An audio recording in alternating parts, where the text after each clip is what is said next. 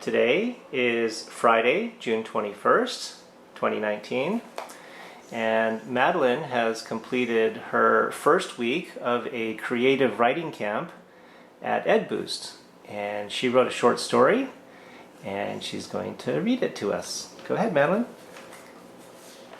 Unicorn gets lost in New York City.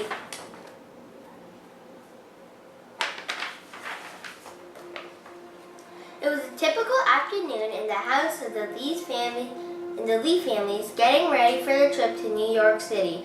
I was getting all my things packed when I saw my pet unicorn was snoring softly on my bed. I sighed.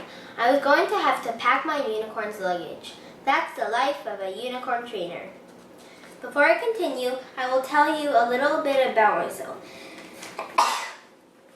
My name is Madeline. You can call me Maddie. We live in Los Angeles, California. I was camping at Big Bear when I found my pet unicorn. She's been my pet ever since. My unicorn's name is Sprinkles. We go everywhere together. The kids at school have gotten used to Sprinkles. Let's get back to the story. It was Monday.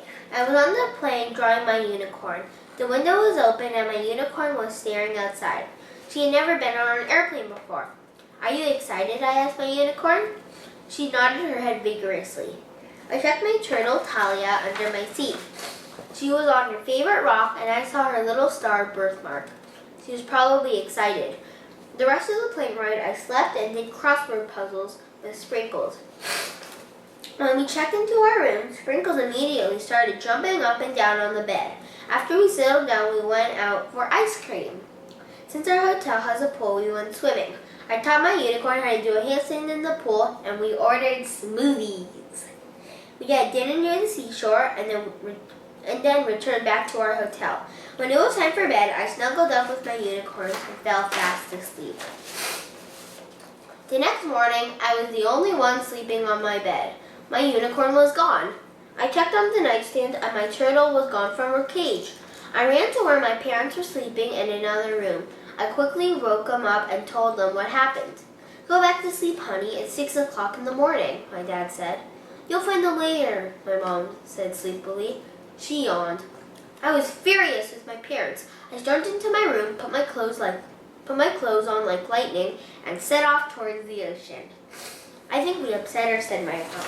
Yes, said my dad. I had looked all around the seashore. Would my unicorn and my turtle have gone to the sea witch and cut out Sprinkles' horn off for a love potion and used Talia's shell for a looking glass shield? Would they have went on a dumpster truck and got thrown into the dump? Little did we know that the theories that I had were nowhere close to what had happened to Sprinkles and Talia. I was walking for miles when something green caught my eye. Something tiny, something small poking out of a little curved shell. I saw a little tiny star. Was that what I thought it was? I took a look and I realized it was Talia. I scooped her up and asked her, "Where's Sprinkles?" I knew she didn't understand, but I went east when she turned her head east. We had been walking for a few minutes when Talia suddenly jerked her head up to an abandoned alleyway. I nervously looked in. She took a deep breath. I took a deep breath and started in. It was even darker in the alleyway, and I barely fit with Talia.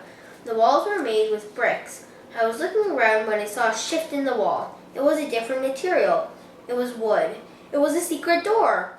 The door was ajar, so I peeked inside and saw a dimly lit room. There was no one inside, so I went in. It was lit with candles, and in the middle there was a giant silver key. Was this where Sprinkles was being kept? To my left, I saw a hallway. It couldn't hurt to go through. I stepped in the hallway. There was a path to my right and my left. I took the right path. I had been walking for a few minutes when I saw a giant room filled with prisoners. There were so many exotic animals when I saw my unicorn. I was so happy to see her, I unlocked her so fast, and all the other animals came tumbling out of the cage too. They started running, but stopped immediately. The guards from the other path had heard the noise and came to investigate. We would have to fight them off. I found a knife near the corner of the cage, and I joined the fight. There were about 150 guards. After a few minutes, we had killed most of the guards. There were only about 50 left.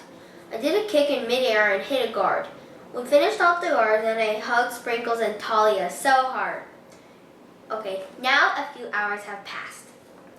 It was bedtime and I looked out of the window to New York City.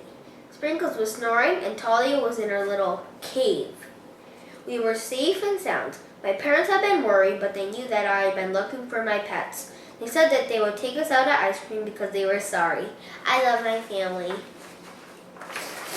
So now, I'm going to show you something. So, our teacher, her name was Miss Addie, she let us draw something in summer camp. So I drew a unicorn. Oh yeah, and in the back there are tiles.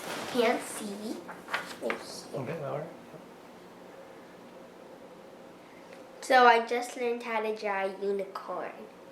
Thank you!